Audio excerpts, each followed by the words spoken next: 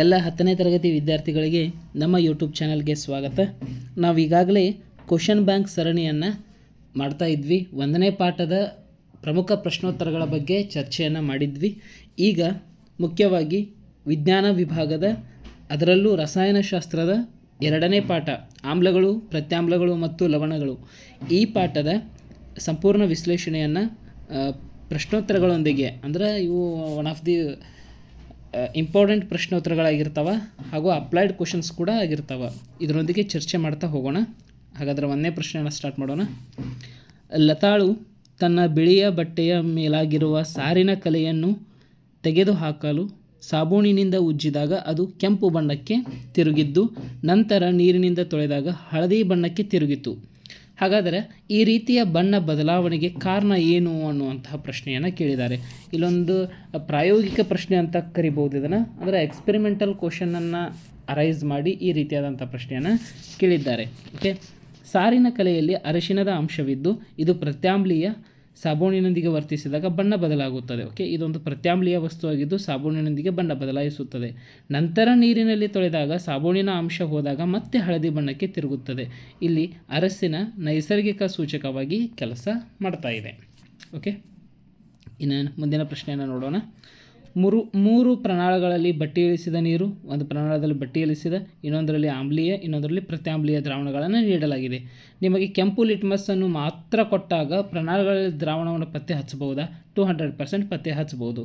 First ಏನು ಮಾಡಬೇಕು, ಆ ಕೆಂಪು ಲಿಟ್ಮಸ್ಸನ್ನು ಮೊದಲು ಪ್ರತ್ಯಾಮ್ಲೀಯದಲ್ಲಿ ಹಾಕಬೇಕು. ಅದೇನಾಗ್ತದೆ, ನೀಲಿ ಲಿಟ್ಮಸ್ ಆಗಿ ಬದಲಾವಣೆ ಆಗ್ತದೆ. ನೀಲಿ ಬಂದ ಮ್ಯಾಗ ಆಮೇಲೆ ಆಮ್ಲೀಯದಲ್ಲಿ ಹಾಕಬೇಕು, ಮತ್ತು ತಿರ್ಗ ಕೆಂಪು ಆಗಿ ಬದಲಾವಣೆ ಹೊಂತದ. ಆಮೇಲೆ ಬಟ್ಟಿ ಇಳಿಸಿದ ನೀರಲ್ಲಿ ಏನಾದರೂ ನಾವು ಅದಿದ್ದು ಅಂದರೆ ಯಾವುದೇ ಬಣ್ಣ ಬದಲಾವಣೆ ಆಗಲ್ಲ. ಓಕೆ, ಹಾಗಾದರೆ ನಾವೀಗ ನಮಗೆ ರ್ಯಾಂಡಮ್ ಆಗಿ ಯಾವುದೇ ದ್ರಾವಣ ಗೊತ್ತಿಲ್ಲ ಅಂದರೆ ನಾವು ಒಂದೊಂದರಲ್ಲಿ ಅದ್ದಿ ನೋಡಬೇಕು. ಇಲ್ಲಿ ನೋಡಿ, ಬಣ್ಣ ಬದಲಾಗದಿದ್ದರೆ ಅದು ಬಟ್ಟಿ ಇಳಿಸಿದ ನೀರು, ಅಂದರೆ ಅದ್ದಿ ನೋಡಿದಾಗ ಬಣ್ಣ ಏನಾದರೂ ಒಂದು ವೇಳೆ ಬದಲಾಗಲಿಲ್ಲ ಅಂದರೆ ಅದು ಬಟ್ಟೆ ಇಳಿಸಿದ ನೀರಾಗಿರ್ತದೆ. ಕೆಂಪು ಲಿಟ್ಮಸ್ ನೀಲಿ ಬಣ್ಣಕ್ಕೆ ತಿರುಗಿದರೆ ಅದು ಪ್ರತ್ಯಾಮ್ಲೀಯ ವಸ್ತು ಆಗಿರ್ತದೆ. ಇನ್ನು ಮತ್ತೆ ಅದು ನೀಲಿ ಆದಮೇಲೆ ಮತ್ತೆ ಅದನ್ನು ಕೆಂಪು ಬಣ್ಣಕ್ಕೆ ನಾವೇನಾದರೂ ತಿರುಗಿಸಿದ್ವು ಅಂದರೆ ಅದು ಆಮ್ಲೀಯ ವಸ್ತು ಆಗಿರ್ತದೆ. ಕ್ಲಿಯರಾ? ಓಕೆ, ನೆಕ್ಸ್ಟ್ ಕ್ವಶನ್, ಮತ್ತೆ ಎಕ್ಸ್ಪೆರಿಮೆಂಟಲ್ ಕ್ವಶನ್. ಅನಿತಾಳ ಅಮ್ಮ ಮೊಸರು ಮತ್ತು ಹುಳಿ ಪದಾರ್ಥಗಳನ್ನು ಹಿತ್ತಾಳೆ ಮತ್ತು ತಾಮ್ರದ ಪಾತ್ರೆಗಳಲ್ಲಿ ಸಂಗ್ರಹಿಸಿ ಇಡದಂತೆ ಪದೇ ಪದೇ ಎಚ್ಚರಿಸುತ್ತಾಳೆ, ಏಕೆ? ಓಕೆ, ಅಥವಾ ಈ ಕ್ವಶನನ್ನು ಹಿಂಗೆ ಕೇಳ್ಬೋದು. ಹಿತ್ತಾಳೆ ಮತ್ತು ತಾಮ್ರದ ಪಾತ್ರೆಗಳಲ್ಲಿ ಸಂಗ್ರಹಿಸಿ ಇಟ್ಟ ಮೊಸರು ಹುಳಿ ಪದಾರ್ಥಗಳನ್ನು ಸೇವಿಸುವುದು ಅಪಾಯಕಾರಿಯಾಗಿದೆ, ಏಕೆ? ಓಕೆ, ಏಕೆಂದರೆ ಆಮ್ಲವು ಹಿತ್ತಾಳೆ ಮತ್ತು ತಾಮ್ರದೊಂದಿಗೆ ವರ್ತಿಸಿ ಹೈಡ್ರೋಜನ್ ಅನಿಲ ಬಣ್ಣ ಮತ್ತು ವಿಷಕಾರಿ ವಸ್ತುಗಳನ್ನು ಉತ್ಪತ್ತಿ ಮಾಡುತ್ತದೆ. This is the very very important question. ಯಾವುದೇ ಲೋಹದೊಂದಿಗೆ ಆಮ್ಲಗಳು ವರ್ತನೆ ಮಾಡಿದ್ದು ಅಂದರೆ ಅದರೊಳಗೂ ಮುಖ್ಯವಾಗಿ ಹಿತ್ತಾಳೆ ಮತ್ತು ತಾಮ್ರದೊಂದಿಗೆ ಏನಾದರೂ ವರ್ತನೆ ಮಾಡಿದ್ದು, ಹಿತ್ತಾಳೆ ಒಂದು ಮಿಶ್ರಲೋಹ, ಮುಖ್ಯವಾಗಿ ತಾಮ್ರದೊಂದಿಗೆ ಏನಾದರೂ ವರ್ತನೆ ಆಯಿತು ಅಂದರೆ ಇಲ್ಲಿ ಏನಾಗ್ತದೆ ಅಂದರೆ ಹೈಡ್ರೋಜನ್ ಅನಿಲ ಪ್ರೊಡ್ಯೂಸ್ ಆಗ್ತಿರ್ತದೆ. ಅದರೊಂದಿಗೆ ವಿಷಕಾರಿಯಾದಂತಹ ಉಪ ಉತ್ಪನ್ನಗಳು ಕೂಡ ಪ್ರೊಡ್ಯೂಸ್ ಆಗುವಂಥ ಚಾನ್ಸಸ್ ಇರ್ತದೆ. ಇದು ಕೂಡ ಎಕ್ಸ್ಪೆರಿಮೆಂಟಲ್ ಕ್ವಶನ್ ಆಗಿರ್ತದೆ. ಇನ್ನು ಮುಂದಿನ ಪ್ರಶ್ನೆಯನ್ನು ನೋಡೋಣ.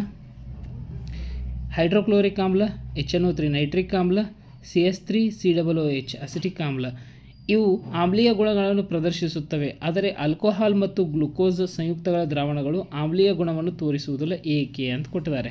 ಓಕೆ, ಇದ ಕ್ವಶನನ್ನು ಹಿಂಗೆ ಕೇಳಿದ್ದಾರೆ. HCl, HNO3, CH3COOH ಇವು ದ್ರವಿಸಿದ ಸ್ಥಿತಿಯಲ್ಲಿ ಉತ್ತಮ ವಾಹಕಗಳಾಗಿವೆ, ವಿದ್ಯುತ್ ವಾಹಕ. ಆಲ್ಕೋಹಾಲ್ ಮತ್ತು ಗ್ಲುಕೋಸ್ ಸಂಯುಕ್ತಗಳು ದ್ರವಿಸಿದ ಸ್ಥಿತಿಯಲ್ಲಿ ವಿದ್ಯುತ್ ವಾಹಕತೆಯನ್ನು ಹೊಂದಿಲ್ಲ. ಇದಕ್ಕೆ ಕಾರಣ ಏನು, ರೀಸನ್ ಏನು ಕೊಡ್ತೀರಿ ನೀವು ಅಂತ ಕೇಳಿದ್ದಾರೆ. ವೆರಿ ಈಸಿಯೆಸ್ಟ್, ಯಾಕಂದರೆ ಆಮ್ಲಗಳು H+ ಅಯಾನುಗಳನ್ನು ಉಂಟು ಮಾಡ್ತವೆ, ಹಾಗಾಗಿ ಅವು ವಿದ್ಯುತ್ ವಾಹಕತೆಯನ್ನು ಪ್ರದರ್ಶಿಸ್ತವೆ. ಈ ಆಲ್ಕೋಹಾಲ್ ಮತ್ತು ಗ್ಲುಕೋಸ್ ಸಂಯುಕ್ತಗಳು ಜಲೀಯ ದ್ರಾವಣದಲ್ಲಿ ಅಂದರೆ ನೀರನ್ನು ಮಿಶ್ರಿತ ಮಾಡಿದಾಗ, ನೀರು ಮಿಕ್ಸ್ ಆದಾಗ ಇವು H+ ಅಯಾನುಗಳನ್ನು ಉಂಟು ಮಾಡೋಂಗಿಲ್ಲ. ನೀರಿನಲ್ಲಿ ಕರಗಿ ಇವು H+ ಅಯಾನುಗಳನ್ನು ಉಂಟು ಮಾಡೋದಿಲ್ಲ, ಹಾಗಾಗಿ ಇದು ವಿದ್ಯುತ್ತನ್ನು ಹರಿಸುವುದಿಲ್ಲ. ಕ್ಲಿಯರ್? ಎಸ್. ಓಕೆ, ಯಾವ ಸಂದರ್ಭದಲ್ಲಿ ಒಬ್ಬ ರೈತನನ್ನು ಕೃಷಿ ಭೂಮಿಯ ಮಣ್ಣಿಗೆ ಸುಟ್ಟ ಸುಣ್ಣ ಅಥವಾ ಅರಳಿದ ಸುಣ್ಣ ಬೆರೆಸುತ್ತಾನೆ? ಓಕೆ, ಯಾವ ಸಂದರ್ಭದಲ್ಲಿ ರೈತನು ತನ್ನ ಕೃಷಿಯ ಭೂಮಿಗೆ ಸುಟ್ಟ ಸುಣ್ಣ ಅಥವಾ ಅರಳಿದ ಸುಣ್ಣವನ್ನು ಬೆರೆಸ್ತಾನ? ಅಲ್ಲಿ ಆಗುವಂಥ ಬದಲಾವಣೆ ಏನು, ಯಾಕೆ ಕೃಷಿ ಭೂಮಿಗೆ ಇವನು ಹಾಕ್ತಿದ್ದಾನ ನೋಡೋಣ. ಅಥವಾ ಇದ ಕ್ವಶನ್ ಹೆಂಗೆ ಕೇಳ್ಬೋದು, ಕೃಷಿ ತಜ್ಞರು ಕೃಷಿ ಭೂಮಿಗೆ ಸುಟ್ಟ ಸುಣ್ಣ ಅಥವಾ ಅರಳಿದ ಸುಣ್ಣ ಹಾಕಲು ಸಲಹೆ ನೀಡುತ್ತಿದ್ದಾರೆ, ಯಾಕೆ ಅಂತ ಕೇಳ್ತಾರೆ. ಓಕೆ, ಬೆಳೆ ಉತ್ತಮವಾಗಿ ಬೆಳೆಯಲು ನಿರ್ದಿಷ್ಟ ಪಿ ಎಚ್ ಮೌಲ್ಯದ ಅಗತ್ಯವಿದೆ. ಓಕೆ, ಅಂದ್ರೆ ಯಾವುದೇ ಬೆಳೆ ಚೆನ್ನಾಗಿ ಬೆಳಿಬೇಕು ಅಂದ್ರೆ ಅಥವಾ ಆ ಭೂಮಿ ಫಲವತ್ತತೆ ಐತಿ ಅಂದ್ರೆ ಆ ಭೂಮಿಯ ಅಥವಾ ಮಣ್ಣಿನ ಪರೀಕ್ಷೆಯನ್ನು ಮಾಡಿದಾಗ ನಿರ್ದಿಷ್ಟವಾದಂಥ ಪಿ ಎಚ್ ಮೌಲ್ಯದ ಅಗತ್ಯವಿದೆ. ನಿರ್ದಿಷ್ಟ ಪಿ ಎಚ್ ಮೌಲ್ಯ ಅಂದರೆ ಎಷ್ಟು? 5.6 to 7 ಪಿ ಎಚ್ ಇರಬೇಕು.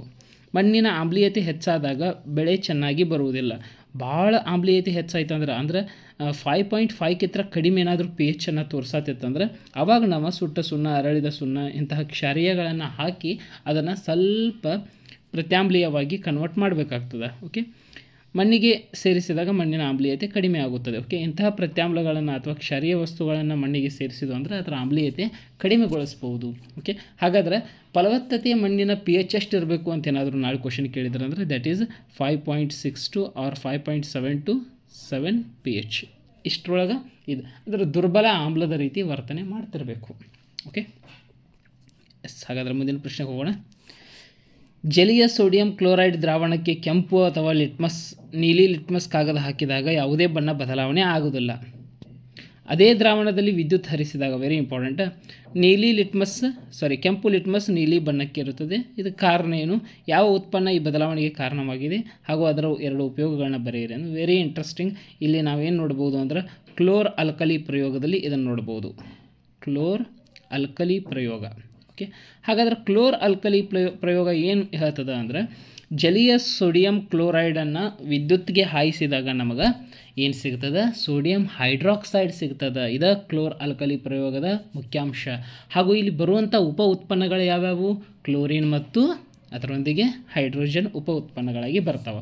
ಓಕೆ, ಹಾಗಾದರೆ ಈ ಕ್ವಶನ್ಗೆ ನಾವು ಹೆಂಗೆ ಆನ್ಸರ್ ಮಾಡ್ಬೋದು ಅಂದರೆ ಜಲೀಯ ಸೋಡಿಯಂ ಕ್ಲೋರೈಡ್ ದ್ರಾವಣಕ್ಕೆ ಕೆಂಪು ಅಥವಾ ನೀಲಿ ಲಿಟ್ಮಸ್ ಹಾಕಿದಾಗ ಯಾವುದೇ ಬದಲಾವಣೆ ಆಗೋದಿಲ್ಲ. ಬಿಕಾಸ್ ಆಫ್ ಸೋಡಿಯಂ ಕ್ಲೋರೈಡ್ ಒಂದು ತಟಸ್ಥ ದ್ರಾವಣ. ತಟಸ್ಥ ದ್ರಾವಣದಲ್ಲಿ ಯಾವುದೇ ಲಿಟ್ಮಸ್ ವರ್ತನೆ ಮಾಡೋದಿಲ್ಲ.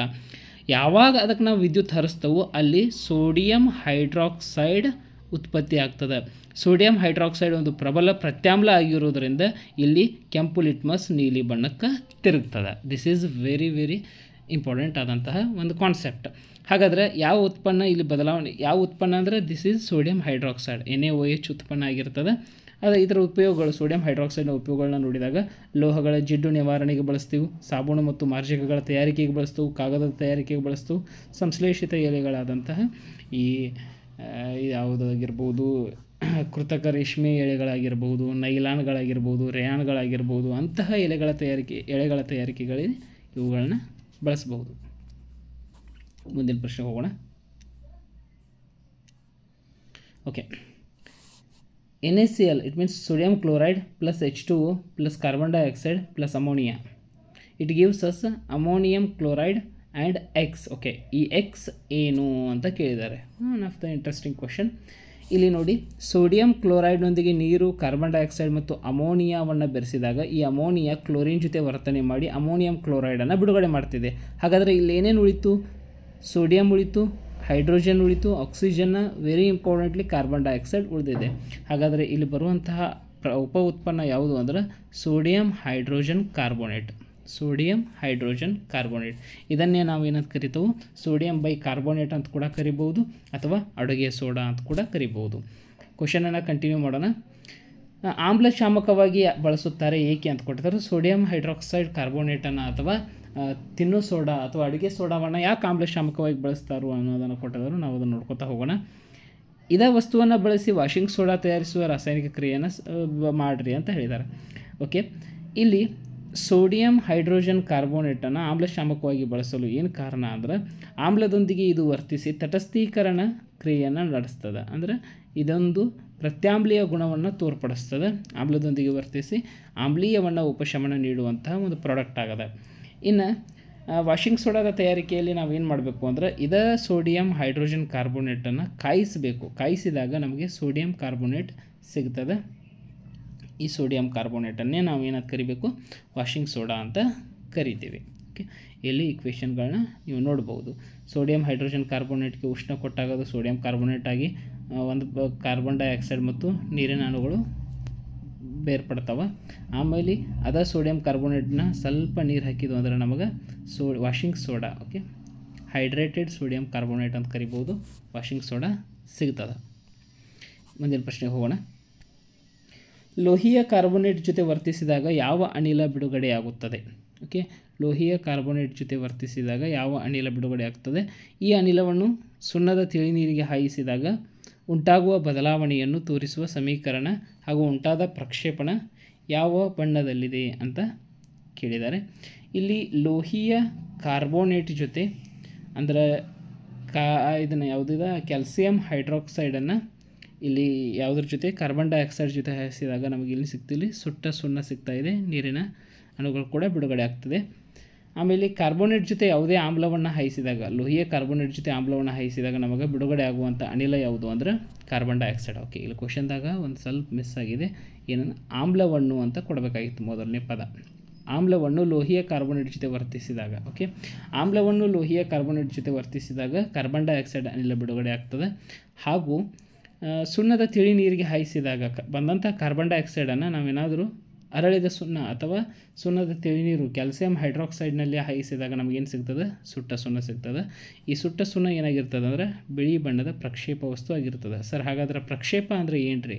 ಪ್ರಕ್ಷೇಪ ಅಂದರೆ ಜಲ ವಿಲೀನಗೊಳ್ಳದಂಥ ವಸ್ತು, ಜಲ ವಿಲೀನಗೊಳ್ಳದ ವಸ್ತು ಅಂದರೆ ನೀರಿನಲ್ಲಿ ಯಾವುದೇ ರೀತಿ ವಿಲೀನ ಆಗೋದಿಲ್ಲ.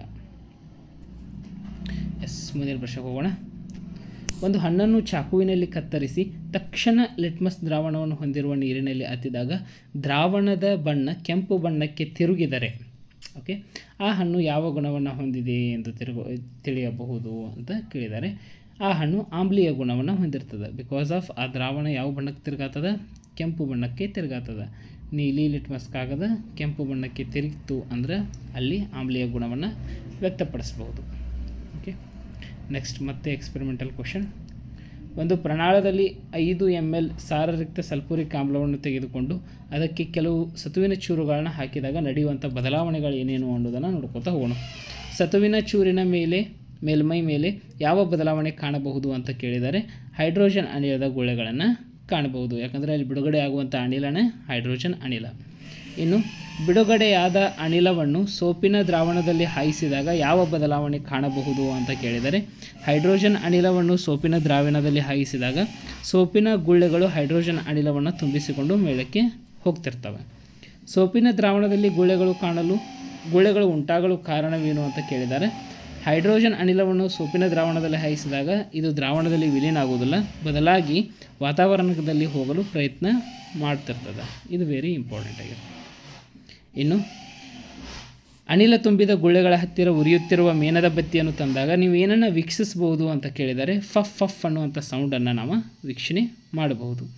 ಇನ್ನು ಸಲ್ಫ್ಯೂರಿಕ್ ಆಮ್ಲದ ಬದಲಾಗಿ ಬೇರೆ ಆಮ್ಲಗಳನ್ನು ಏನಾದರೂ ಯೂಸ್ ಮಾಡಿದ್ದು ಅಂದರೆ ಅಲ್ಲೇನಾದರೂ ಆಗ್ತದನ ಅಂತ ಕೇಳಿದ್ದಾರೆ. ಯಾವ ಆಮ್ಲವನ್ನು ಯೂಸ್ ಮಾಡಿದರೂ ಕೂಡ ಇದೇ ಪರಿಣಾಮ ಆಗ್ತದೆ. ಬಿಕಾಸ್ ಆಫ್ ಯಾವುದೇ ಆಮ್ಲದೊಂದಿಗೆ ಲೋಹಗಳು ವರ್ತನೆ ಮಾಡಿದ್ದು ಅಂದರೆ ಹೈಡ್ರೋಜನ್ ಅನಿಲ ಬಿಡುಗಡೆ ಆಗೇ ಆಗ್ತದೆ. ಓಕೆ, ಸರಿ, ಇಷ್ಟಾಗಿತ್ತು ವಿದ್ಯಾರ್ಥಿಗಳೇ. ಇದು ಇನ್ನೂ ಕೆಲವೊಂದಿಷ್ಟು ಪ್ರಶ್ನೆಗಳಿದಾವೆ, ಅದನ್ನು ನಾನು ಪಾರ್ಟ್ 2 ಅಂಥೇಳಿ ಮುಂದಿನ ವಿಡಿಯೋದಲ್ಲಿ ಬಿಡ್ತೀನಿ. ಓಕೆ, ಇದನ್ನೆಲ್ಲ ನಿಮ್ಗೆ ಯಾವುದು ಇಂಪಾರ್ಟೆಂಟ್ ಅನ್ನಿಸ್ತದೆ ಅದನ್ನೆಲ್ಲ ನೋಟ್ ಮಾಡ್ಕೋತಾ ಹೋಗಿ. Okay, thank you.